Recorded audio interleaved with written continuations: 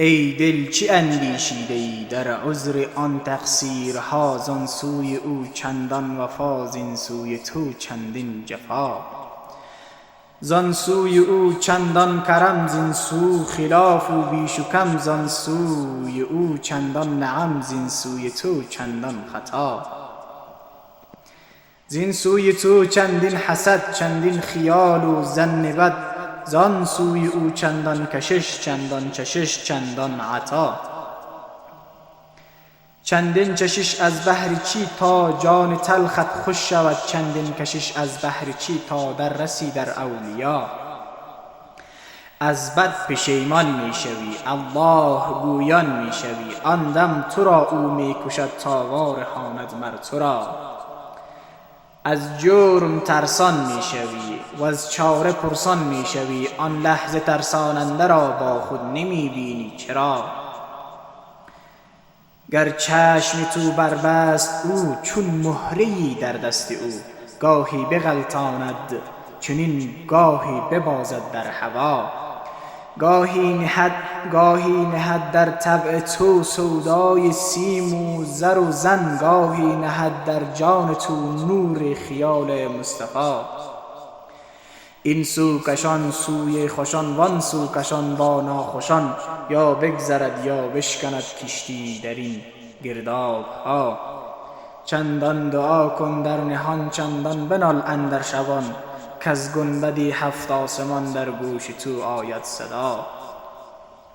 بانگ شعیب و ناله اش، وان اشک همچون ژاله اش. چون شد ز حد از آسمان، آمد سحرگاهش ندا.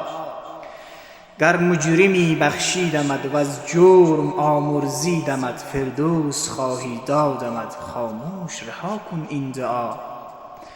گفتا نه این خواهم نه آن، دیدار حق خواهم عیان. گر هفت بحر آتش شود، من در روم بحر لقا.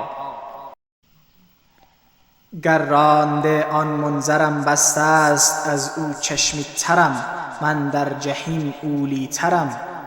جنت نشاید مرا، جنت مرا بی روی او. هم دوزخی است و هم عدو، من سوختم زین رنگ و بو. کوفر انوار بقا. گفتند باری کم گیری تا کم نگردد موسری، که چشم نابینا شود چون بگذرد از حد بکا. گفت ار دو چشمم عاقبت خواهند دیدن آن صفت، هر جزو من چشمی شود، کی غم خورم من از عمی. ور عاقبت این چشم من محروم خواهد ماندن، تا کور گردد آن بصیر کو نیست لایق دوست را. اندر جهان هر آدمی باشد فدای یار خود، یاری یکی انبان خون، یاری یکی شمس ضیا.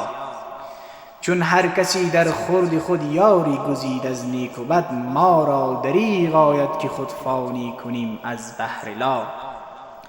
روزی یکی همراه شد با بایزید اندر رهی، پس بایزید گفتش چی پیشه گزیدی ای دغا.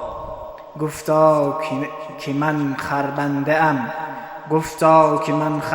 ام. پس بایزیدش گفت رو یا رب، خرش را مرگ ده تا او شود بنده خدا.